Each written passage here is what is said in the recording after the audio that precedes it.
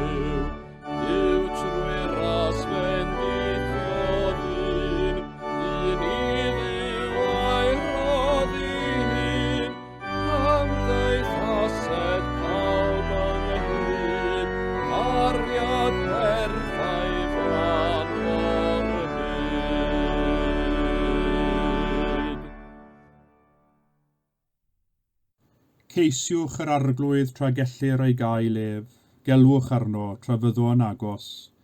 Gadawed y dregionus ei ffordd a'r gŵr anwyr a'i feddyliau. Dychweled at yr arglwydd ac i fe a gymer drigaredd arno ac at ein diw ni, oherwydd i fe a arbed yn helaeth. Garedigion yng Nghrist, ydym ym mhresenoldeb y diw byw a holl gwmpaini nef, i offrymu iddo trwy ein harglwydd Iesu Grist, ein hyddoliad a'n mawl a'n diolch, i gynyddu mewn gwir wybodaeth o'i gariad mawr tuag atom, ac i'w ras gael dwy'n ffrwyth yn ein bywydau. Ydym wedi dod i wrando a derbyn sanctaidd a'r diw, i geisio grymusol nerth yr ysbryd glân, ac i weddio dros ym ein hunain a thros bawb, fel y derbyniwn y pethau hynny sydd rhaid i ni wrthynt ein lles a'n daioni. Ond yn gyntaf, cyffeswn ein pechodau, a cheisio gan ein tad ei fyddeiant a'i dangnefedd. Cyffeswn i ddiw holl alluog, y tad y mab ar ysbryd glân, i ni bechu ar feddwl gair a gweithred, gadawsom heb ei gwneud y pethau dylasam ei gwneud, a gwneithom y pethau na ddylasam ei gwneud, gan hynny gweddiwn ar ei ddiw drigarhau wrthym. Trigarhaed yr holl alluog ddiw wrthym, a maddau ni ein holl bechodau, gwaredid ni oddi wrth bob drwg, a'n cadarnhau a nerthu ym mhob daioni, a'n dwy'n i fywyd tragwyddol. Amen. Yr holl alluog ddiw sy'n maddau i bawb sydd yn wir a difeiriol, a drigarhaw wrthych, maddau i chwi a'ch gwared oddi wrth eich holl bechodau, eich cadarnhau a'ch cryfhau ym mhob daioni, a'ch cadw yn y bywyd tragwyddol, trwy Iesu Grist ein harglwydd. Amen. Arglwydd agor ein gwefusau, angenau a fy megad y ddoliant. Dyw brysiau'n cynorthwyo, Arglwydd brysur ein cymorth. gogoniant i'r tad ac i'r mab ac i'r ysbryd glân. Megis yr oedd y dechrau, y mae ar hon ac y bydd yn wastad, yn oes oes oed. Amen. Molwch yr arglwydd, Moliam is o enw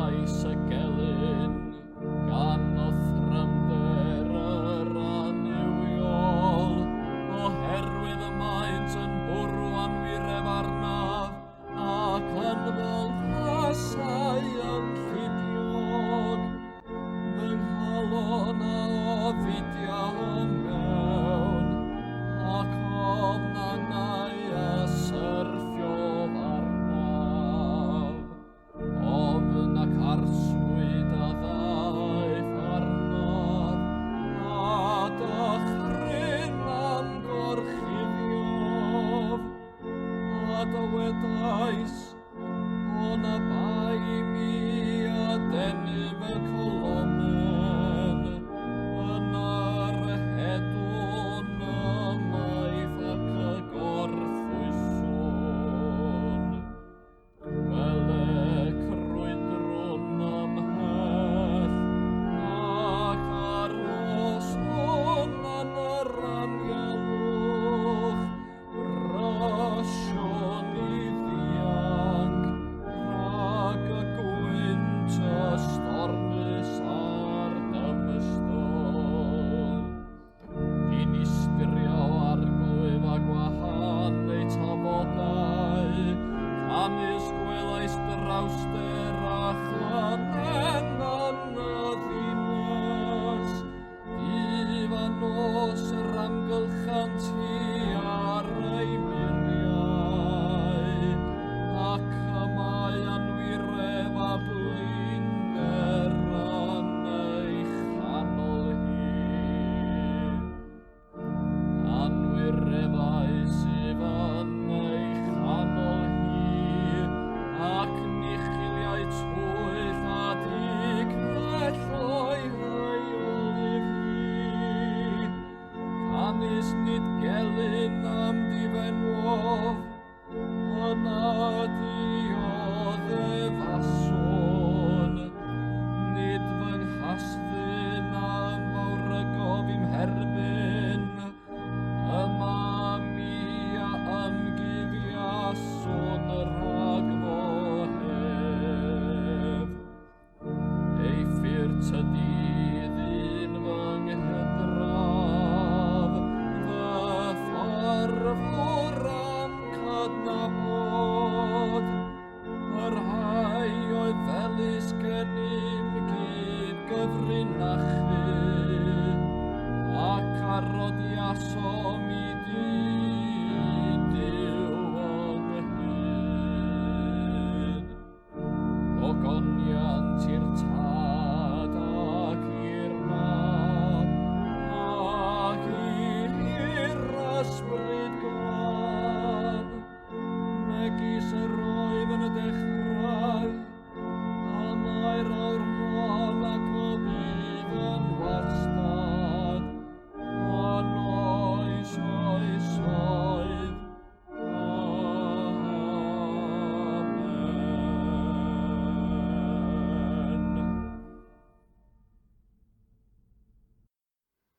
Y darlleniad o lyfr Deuteronomium, pennod 24, adnodau 10 i 20. Os byddai'n rhoi benthyg unrhyw beth i'th gymydog, paid â mynd i mewn i'w dŷ i gymryd ei wistol. Saf y tu allan, a gad i'r dyn yr wyt yn rhoi benthyg iddo, ddod a'i wistol allan atat. Os yw'n ddyn tlawd, paid â chysgu yn y dylledyn a roddodd yn wistol, gyfala ei roi nôl iddo cyn machlud hael, mwyn iddo gysgu yn ei fantell, ath bendithio. Cyfrifir hyn i ti'n gyfiawnder, ger bron yr arglwydd dy Dduw. Paid â gorthrymu gwas cyflog anghennus a thlawd, boed gydwladwr neu ddieithryn yn un o drefi dy wlad.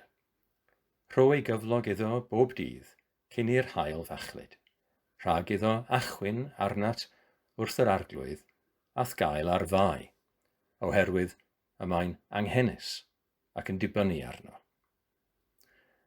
Nid yw tadau i'w rhoi i farwolaeth o achos ei plant, na phlant o achos ei tadau.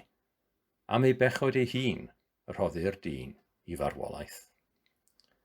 Nid wyt ti wyro barn yn achos dieithryn nac am ddifad, nac i gymryd dilledyn y weddw fel gwistol. Cofia mae ceithwas fiost yn yr aifft, ac i'r arglwydd dy Dduw dy waredu oddi yno. Dyna pam yr wyf yn gorchymyn i ti wneud hyn. Pan fyddi wedi medu dy gynheuaf, ond wedi anghofio ysgub yn y maes, paid a throi nôl i'w chyrchu. Gad hi yno ar gyfer y dieithryn, yr amddifad a'r weddw, mwyn i'r arglwydd dy Dduw dy fendithio yn holl waith dy ddwylo. Pan fyddi'n curo'r ffrwyth o'r oddiar dy olewydden, paid â lloffa wedyn. Gad y gweddill yno ar gyfer y dieithrin, yr amddifad, a'r weddw. Pan fyddi'n casglu ffrwyth dy wynllan, paid â lloffa wedyn.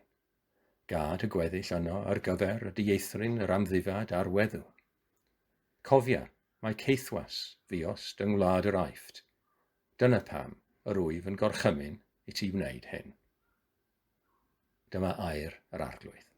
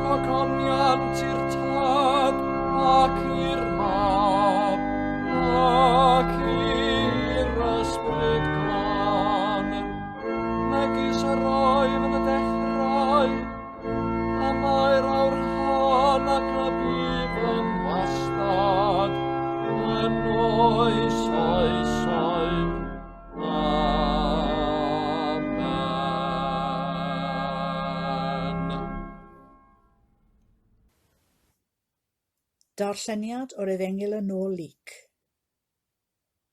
Cymerodd y deuddeg gydag ef a dweud wrthynt, dyma ni mynd i fyny i Jerusalem, a chyflawnir ar fab y dyn bob peth sydd wedi ei ysgrifennu trwy'r proffwydi. Oherwydd caiff ei drosglwyddo i'r estroniaid, a'i watwar, a'i gam-drin, a phoeri arno, ac wedi ei phlangellu lladdant ef, a'r trydydd dydd fe atgyfoda. Nid oedd e'n twy yn deall dim o hyn, yr oedd y peth hwn wedi ei guddio rhagddynt a'i eiriau y tu hwnt i'w hamgyffred. Wrth iddo nesau at Jericho, yr oedd dyn dall yn eistedd ar fin y ffordd yn Cardota. Pan glywodd y dyrfa'n dod, gofynnodd beth oedd hynny, a mynegwyd iddo fod Iesu o Nazaret yn mynd heibio. Bloeddiodd yntau, Iesu fab Dafydd, trigarhaw wrthyf. Yr oedd y rhai ar y blaen yn ei gyrryddu ac yn dweud wrtho am dewi. Ond yr oedd ef yn gweiddi'n uwchfyth, fab Dafydd, trigarhaw wrthyf. Safodd Iesu a gorchymyn dod ag ef ato. Wedi'r dyn nesau, gofynnodd Iesu iddo, beth rwyt ti am i mi ei wneud i ti? Meddai ef, Syr, mae arnaf eisiau cael fy ngolwg yn ôl. Dywedodd Iesu wrtho, derbyn dy olwg yn ôl, dy ffydd sydd wedi dy iachau di. Cafodd ei olwg yn ôl ar unwaith a dechreuodd ei ganlyn ef gan ogoneddu Duw. Ac o weld hyn, rhoddodd yr holl bobl foliant i Dduw. Yr oedd wedi dod i mewn i Jericho ac yn mynd trwy'r dref. Dyma ddyn o'r enw Sacheis, un oedd yn brif gasglwr trethu ac yn ŵr cyfoethog, yn ceisio gweld prin oedd Iesu. Ond roedd yna ormod o dyrfa ac yntau'n ddyn byr. Rhedodd ymlaen a dringo sycam yr wydden mwyn gweld Iesu, oherwydd yr oedd ar fynd heibio y ffordd honno. Pan ddaeth Iesu at y fan, edrychodd i fyny a dweud wrtho, Sacheis, tyr di lawr a dy union, a mae'n rhaid i mi aros yn dy di heddiw. Daeth ef i lawr ar ei union a'i groesawu yn llawen.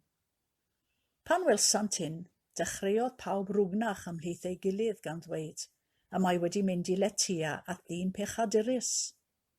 Ond safodd Sacheis yno ac meddai wrth yr arglwydd, dyma hanner fy eiddo syr yn rhodd i'r clodion.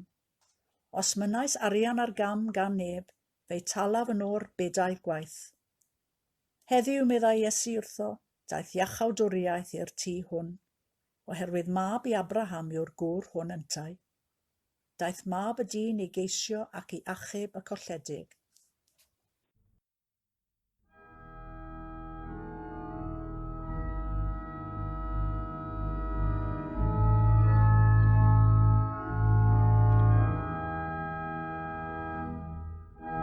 Ar awr pan arglwydd y gollongi dywas, mewn tangnefedd ynol gair, canis fy llygau dawelodd, iachawdwriaeth. Ar hon a baratoes, ger bron wyneb yr holl bobl, i fod yn oleuni oleuo'r cenhedloedd, ac anogoniant i phobl Israel. Ogoniant i'r tad ac i'r mab ac i'r ysbryd glân. Megis yr oedd yn y dechrau, a mae'r awr hon ac y bydd yn wastad, yn oes oesoedd. Amen.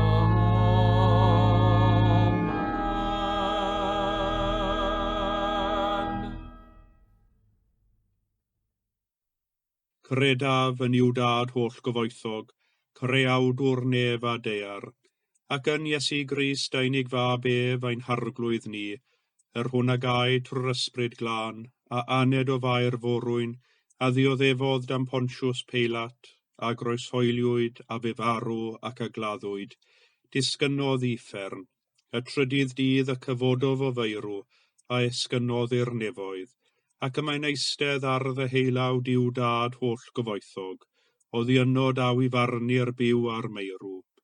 Credaf yn yr ysbryd glân, yr eglwys lân gatholig, cymyn y saint, meddeiant pechodau, at gyfodiad y corff, a'r bywyd tragwyddol. Amen. Yr arglwydd a fo gyda chwi. A chydaf ysbryd i'r ddau. Gweddiwn. Arglwydd ti ar hawr ddim, Crist ti ar hawr ddim. Arglwydd ti ar hawr ddim.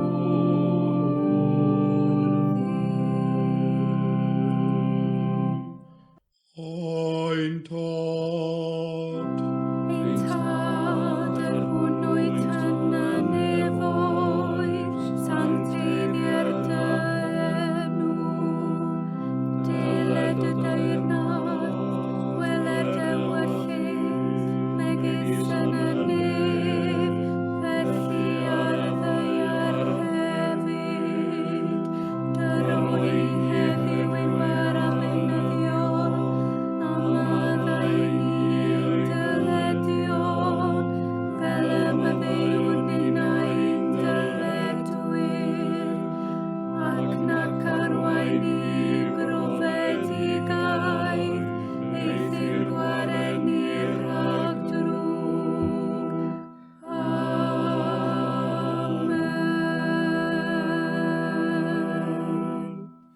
Arglwydd dangos drigaredd arnom. A chaniatau ni deall awdwriaeth. Gwisg dy wain I dogion ag iawnder. Ac nad y ddewis bobl yn llawen. Arglwydd cadw dy bobl. A bendithiad y etifeddiaeth. Arglwydd cadw'r frenhines. A rwy'r chynghorwyr o'i ddinew. Arglwydd dyrod angnefedd yn ein dyddiau. Ac amddiffyn ni bydd yn erddol. Dyw glanhau'n calonau. Ac adnewodd ysbryd i'n iawn o'n mewn. Rhag flaen a ni o arglwydd a thragorol ras, a hyrwydd a ni ath barhaes gymordd, fel yn ein holl weithredoedd o'i dechrau i'w diwedd yn o ti a gogoneddwn denw sanctaidd, a chael yn y diwedd gan dy drigaredd fywyd rhagwyddol, trwy Iesu Grist ein harglwydd.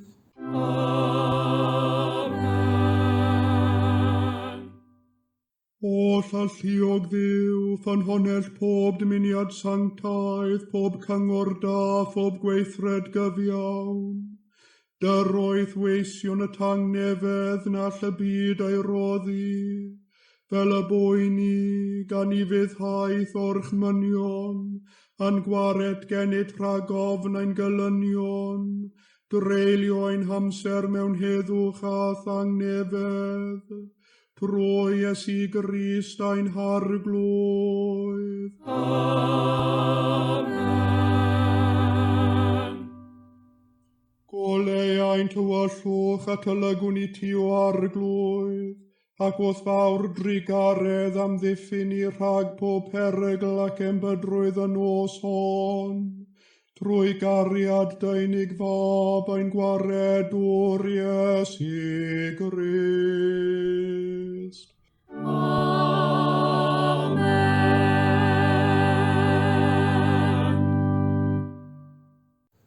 Ac felly o ffrymwn ein herfyniadau a chalon bir a didwyll i'n tad nefol, hwn sy'n gwrando ar lef a'i blant.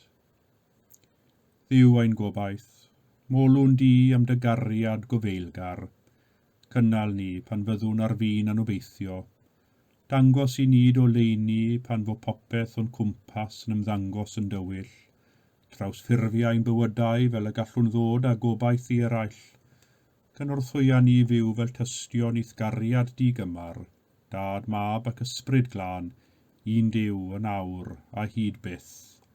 Amen.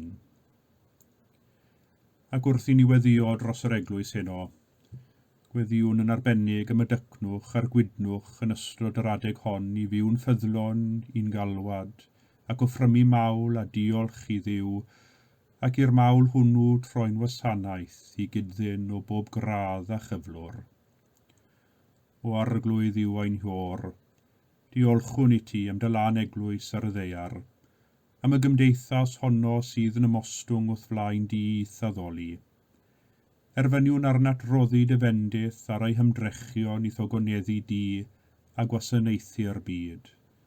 Bydd yn nodded iddi, ac yn nerth iddi o'r sefyll pob temtasiwn, I wynebu pob her yn ffyddiog, ac I orchfygu pob rhwystyr I ledeiniad yr efengil, fel y byddo hi'n foddion yn dylaw I ddwy'n eraill at y gwaredwr, Iesu Grist ein harglwydd. Amen. Pan edrychwn ar ein byd, teimlwn ddigylondid wrth weld cymaint yw'r dioddefaint, cymaint yw'r poen a'r gofid, cymaint yw'r anhegwch sy'n ychwanegu at feichiau'r tlawd. Gweddiwn yn arbennig heno dros bobl Iemen, sy'n wynebu newyn enbyd ar ôl 6 blynedd o ryfel cartref. Gweddiwn dros yr asiantaethau sy'n gweithio i ddod â chymorth, a hefyd dros y tangnefeddwyr sy'n ceisio dod â heddwch i'r wlad honno. O arglwydd ein Duw, cyfod a gwel drienni'r tlawd a'r newynog, a chliw o'ch neidiau'r gorthrymedig. Nid wyt ti'n derbyn wyneb. Nid yw tywysogion a chyfoethogion yn fwy ti'n ar tlawd a'r trian a'r gwan. Dyro gyfiawnder i'r gwan ar ynghennis, a deled dy deyrnas ar y ddeiar yn fian, trwy Iesu Grist ein harglwydd. Amen. Ac wrth i ni weddio dros anghenion y byd, gweddiwn hefyd dros ein cymunedau a'r anghenion sydd ar ein stepen drws.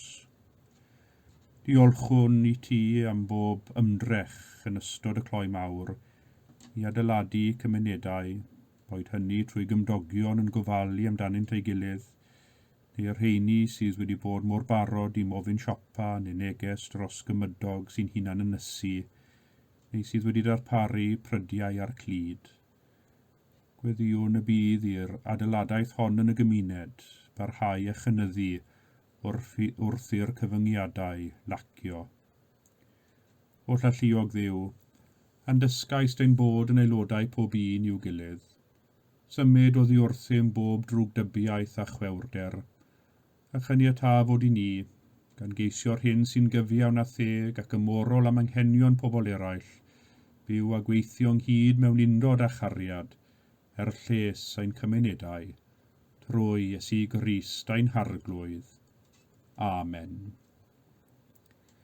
Ac wrth i'r cyfyngiadau lacio, a'r siopau a'r busnesau ailgydio yn ei gwaith, gweddiwn drostynt, a'r rhan allweddol y maint yn ei chwarae wrth ddarparu nwyddau a gwasanaethau sydd ei hangen arnom, ac am ei cyfraniad allweddol i iechyd a ffyniant yr economi. O llalluog Dduw, ag ysegrais lafur trwy dy fab Iesu Grist lles dynol ryw. Llwydda'r rhai sy'n llyfurio mewn diwydiant a masnach, fel ymolianant di trwy fyw a gweithio yn ôl dewyllus, trwy Iesu Grist ein harglwydd. Amen. Fe wyddiwn dros bawb y gwyddom ni amdanynt, sy'n dioddef mewn corff, meddwl neu ysbryd. Ac mewn ened o dywelwch, cofiwn amdanynt, a'i cyflwyno i ofal Duw.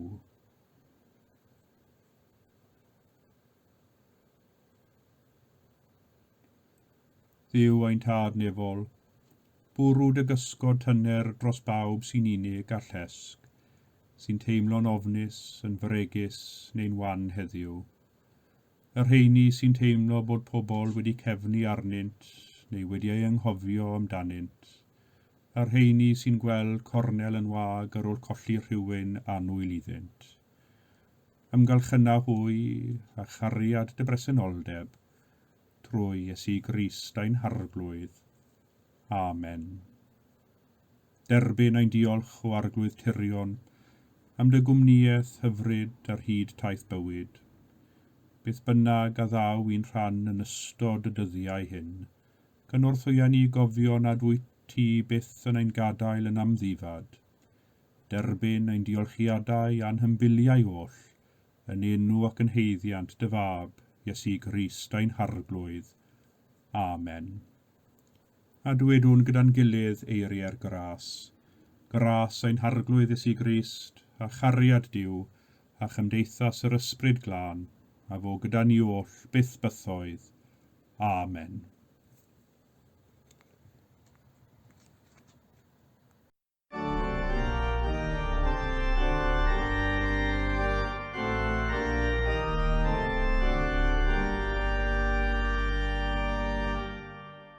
O flaen o ddiw rwy'n dafod gan y sefyll o hir mell, Chadir i'w enw ni feddaf enw gwell. Trig ar efwyn ei gaisio a cheisio eto.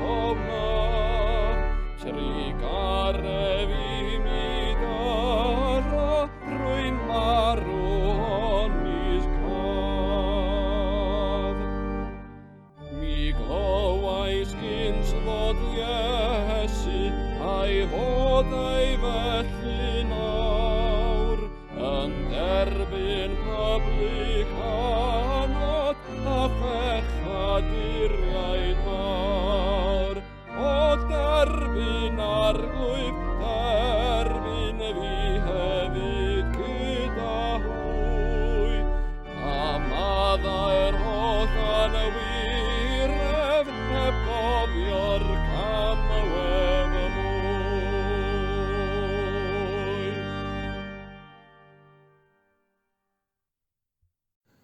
Dyma ddyn o'r enw Zaccheus, un oedd yn brif gasglwr trethu ac yn ŵr cyfoethog, yn ceisio gweld prin oedd Iesu, ond yr oedd yna ormod o dyrfa ac yntau'n ddyn byr.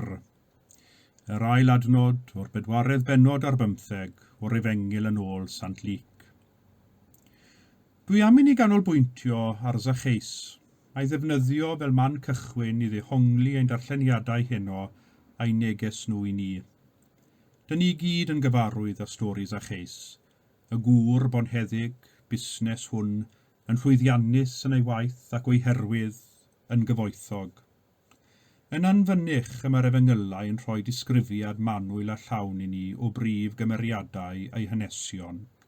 Enghraifft, nid yw'r Efengylau yn trafferthu rhoi ni unrhyw ddisgrifiad o Iesu, lliw a hyd ei wallt, na chwaith lliw ei lygaid, ei daldra, ei ddillad, a oedd ganfo farf neu beidio.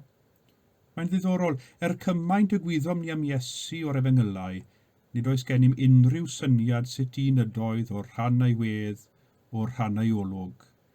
Ac fe allwn ni ddweud, gyda David Charles, yr emynydd o Gyrfyrddin, o naw chawnolwg hyfryd ar ei wedd, dywysog bywyd. Ac mae hynny'n wir am bron pob un o gymeriadau'r Testament Newydd. Nid oes gennym ddisgrifiad o un ohonynt o'r rhan ei gwedd. Nid golwg dyn oedd yn bwysig i awduron y Testament Newydd, ond yn hytrach ei gweithredoedd. Doedden nhw ddim yn gweld llawer o ddiben mewn gwastraffu inc gwerthfawr a phapyrus wrth oedd yn fwy gwerthfawr byth, ar bethau môr allanol a dibwys megis golwg unigolion.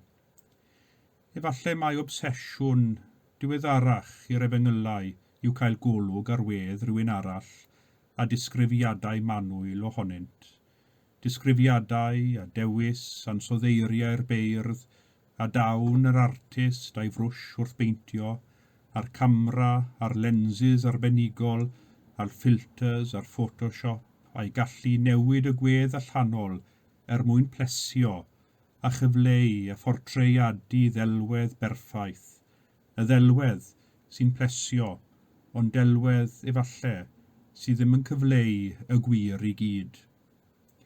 Ac felly mae cael rhyw fath o ddisgrifiad o Zaccheus yn hynod, ac oherwydd mae'n hynod, mae'n bwysig i ni dalu sylw arno. Pan mae Luc yn ei Efengil yn rhoi manylion ychwanegol i ni am y bobl sy'n ymddangos yn ei Efengil, yna mae'n rhywbeth mae fe am i ni gadw mewn cof wrth ddarllen ymlaen. Ac yma, mae Luc yn disgrifio gwaith Zaccheus, yn gasglwr trethu. Mae'n ddisgrifio nŵr cyfoethog, ond hefyd yn ddyn byr. Ac mae ei daldra yn bwysig, oherwydd y mae'n esbonio i ni pam fydde dyn o'r fath statws ag ef yn penderfynu diosg ei statws a'i hunan barch, yn peryglu wneud ei hun yn destun gwawd ymhlith ei gyfoedion a dringo sycamorwydden fel petai'n blentyn, a hynny mwyn cael golwg ar Iesu uwch ben y dyrfa. Yr unig reswm y mae Luc yn rhoi am i Zaccheus benderfynu dringo sycamorwydden oedd ceisio gweld prin oedd Iesu. Reswm weddol dila, busneslyd, bydol mewn gwirionedd, a iawydd i gael golwg ar wedd Iesu. Ond mor dila bydol oedd y reswm, fe wyddom, yr oedd canlyniadau ei benderfyniad, y tu hwnt i'w reolaeth. Fe drodd yn benderfyniad oedd i weddnewid bywyd Zaccheus am byth. Mae'n anodd iawn pwyso mesur y symer rhywun yn benderfynu gwneud rhywbeth annisgwyl ar y degau, enwedig gyda rhywun fel Zaccheus. Efallai bod yn fusneslyd yn unig oedd Zaccheus, neu efallai yn ddwfn yn ei galon Yn ddwfn yn ei is ymwybod ei hun, a roedd Zaccheus yn gobeithio y byddai cael golwg ar Iesu yn ddechreuad a fyddai newid ei fywyd am byth. Efallai y roedd Zaccheus yn gwybod bod rhywbeth o'i le yn ei fywyd. Yn ŵr cyfoethog, heb angen poeni am bethau materol, efallai roedd yn sylwi bod yna wacder enfawr yn ddwfn yn ei enaid. Wrth geisio cael golwg ar wedd Iesu, fe ddaeth o hyd i iachawdwriaeth, yr iachawdwriaeth yr oedd ei enaid yn dyheu amdano. Ac wrth osod Zaccheus ochr yn ochr ar cardotyn dall ger Jericho, fe welwn ni fod Iesu yn cyffwrdd â bywydau pawb sydd yn ei geisio, beth bynnag y reswm. Yn wahanol iawn i Zaccheus, roedd y cardotyn a reswm pendant am geisio Iesu, a roedd am dderbyn ei olwg yn ôl. Roedd Zaccheus yn byw yng nghanol Jericho, tu allan i furie'r ddinas honno ar y cyrion i gymdeithas barchus yr oedd y cardotyn yn byw. Roedd cyfraith yr Hen Testament yn glir, fel y clywsom yn y llith gyntaf heno o lyfr Deuteronomium, y dyletswydd oedd ar y bobl i drin y tlawd, yr amddifad a'r weddfon, y rai heb ymgelydd a chynhaliaeth yn deg ac yn dregarog. Ond fel heddiw, yn ein cymdeithas ein hunain, cymaint y sôn am ofalu ar ôl y digartref a mynd i'r afael ar symau sy'n achosi digartrefedd a chardota, eto fel cymdeithas, mae'n mor hawdd methu yn ein darpariaeth. Ac i'r raddau, yr oedd Jericho wedi methu'r cardotyn tlawd yma. Ac yma fe welwn ni Iesu yn croesi ffiniau, yn symud rhwng pob cyflwr a gradd o ddynion o fewn i'w gymdeithas, ac yn derbyn pob un ar ei dylerau ei hun, ac ymateb i bob un yn ôl ei anghenion ei hun. Ni anwybyddodd Iesu y cardotyn dall, oherwydd ei dlodi a'i ddillad carpiog, ac ni anwybyddodd Iesu Zaccheus chwaith, oherwydd ei gyfoeth a'i ddillad crand. Nid ei gradd a'i statws oedd wedi denu Iesu atynt, ond am fod y ddau yn awyddus i'w gyfarfod. Ein hawydd i nesau ac i gwrdd â Iesu yw'r cam cyntaf i ddod i'w adnabod a phrofi a iachawdwriaeth ar waith yn ein bywydau. Ond mae'n bwysig i ni nodi, fe rhwystrwyd y ddau fel ei gilydd rhag dod yn syth at Iesu. I'r ddau roedd y dyrfa yn rhwystyr fawr. Meddyliwch am y cardotyn dall. Ei awydd i gwrdd â Iesu, roedd y dyrfa ddim yn help iddo o gwbl. I'r gwrthwyneb, pan ddechreuodd Weddi ddal sylw Iesu, dechreuodd y dyrfa i gyrryddu a dweud wrtho am dewi. Roedd rhaid i'r cardotyn ymdrechu i gael ei glywed trwy bloeddio Iesu fab Dafydd trwy'r ha wrthyf. Yr un modd y dyrfa fawr o amgylch Iesu oedd yn rhwystro Zaccheus rhag ei weld, ac yr oedd rhaid i Zaccheus ymdrechu a dringo'r goeden i gael gwell golwg. Tybed, a oes dyrfa yn ein rhwystro ni rhag gweld Iesu a nesau ato a'i gyfarfod. Yn lle tyrfa o bobl, efallai bod gennym llu o amheuon, llu o gwestiynau, llu o brofiadau, llu o ragdybiaethau, llu o ofnau sy'n creu tyrfa o amgylch Iesu, ac yr ydym yn methu nesau ato. A dim yn ddigon dewr, a dim yn ddigon tybed, i weiddi allan fel y cardotyn tlawd, Iesu fab Dafydd trwy'r ha wrthyf, a gadael i'n llef cario dros ben dwndwr y dyrfa. A dim yn ddigon dewr, a dim yn ddigon tybed, i ddringo'r goeden, beth bynnag yw ymateb a gwawd y dyrfa, i geisio cael cip ar ei wedd. Daw iachawdwriaeth y nes atom, pan edrychwn dros y dyrfa a hoelio'n sylw ar Iesu ei hun ac ef yn unig. Oherwydd i'r ddau y daeth iachawdwriaeth y diwrnod hwnnw. I'r cardotyn tlawd, roedd hynny yn golygu cael ei godi o'r gwaelodion, o'r llwch a'r baw lle roedd wedi bod yn eistedd ac yn cardota. Gofynnodd Iesu iddo, beth wyt ti am i mi wneud i ti? Cwestiwn y mae'n gofyn i bob un ohonom ni. I'r cardotyn, nid cardod yr oedd yn ei mofyn, ond cael ei olwg yn ôl, ei olwg, a gyniataodd iddo i edrych ar wedd hawddgar Iesu a dechrau ar ei fywyd newydd. I Zaccheus, roedd iachawdwriaeth yn golygu fod yn rhaid iddo ddod i lawr o'i fan dyrchafedig yn y goeden, mwyn iddo gael croesawu Iesu i mewn i'w gartref. Ac yn yr un modd, yma Iesu yn gofyn i ninnau, fel a ofynnodd i Zaccheus, yn rhaid i mi aros yn dy dyd i heddiw. A thrwy ei groesawu i'w aelwyd, gweddnewidiodd bywyd Zaccheus, o iawydd am gyfoeth, dysgodd brydferthwch haelioni. Dyma hyner fy eiddo, syr, meddai wrth Iesu, yn rhodd i'r clodion. Diwygiad y galon yn arwain at ddiwygiad bichedd. Roedd y ddau ar goll, roedd y ddau yn chwilio, roedd y ddau yn anghennus yn ei ffordd ei hunain, roedd y ddau yn ceisio Iesu. Ac wedi ei ddarganfod gweithaf ymdrechion y dyrfa rhag ei gael, gwelodd y ddau wedd Iesu, a gweddnewidiwyd ei bywydau am byth. Dyma i ni iachawdwriaeth, os edrychwn ni am wedd Iesu yng nghanol y dyrfa. O na chawn ni olwg hyfryd ar ei wedd, dywysog bywyd, tegwch byd ei holl bleserau yn ei wydd a lwyr diflannau. Melys odiaeth yw ei heddwch, anghymharol ei brydferthwch, ynddo'n rhyfedd cyd lawyrcha, dwyfol fawredd a mwyneiddra. Amen.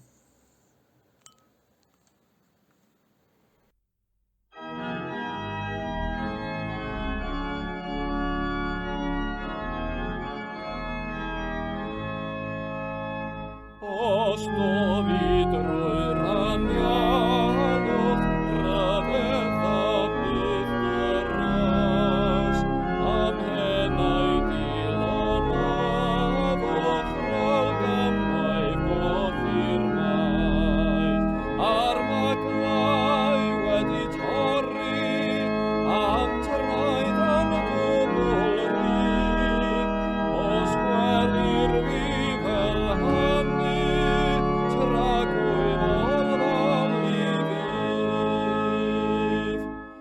os gwelir fi bechadur i'w ddydd ar ben fy nhaith, rhyfeddol fydd y canu, a newydd fydd yr iaith. Yn sainio bydd i goliaeth, am iachawdwriaeth lawn, heb ofni colli'r frwydr, na bore na ffrynhawn. Fe genir ac fe genir yn rhagwyddol dymaith, os gweliw ddyn pererin morffesg ar ben ei daith, ac irwyd mewn tymhesroedd, a olchwyd yn y gwaed, ac anwyd ac a gadwyd trwy'r iachawdwriaeth rad. Tangnefedd Duw, sydd uwch law pob deall, a gadwa'ch colonnau a'ch meddyliau yng ngwybodaeth a chariad Duw, a'i fab Iesu Grist a'n harglwydd, a bendith Duw holl alluog, y tad y mab yr ysbryd glân, a fo'n eich plith ac adrigo gyda chwi yn wastad. Amen.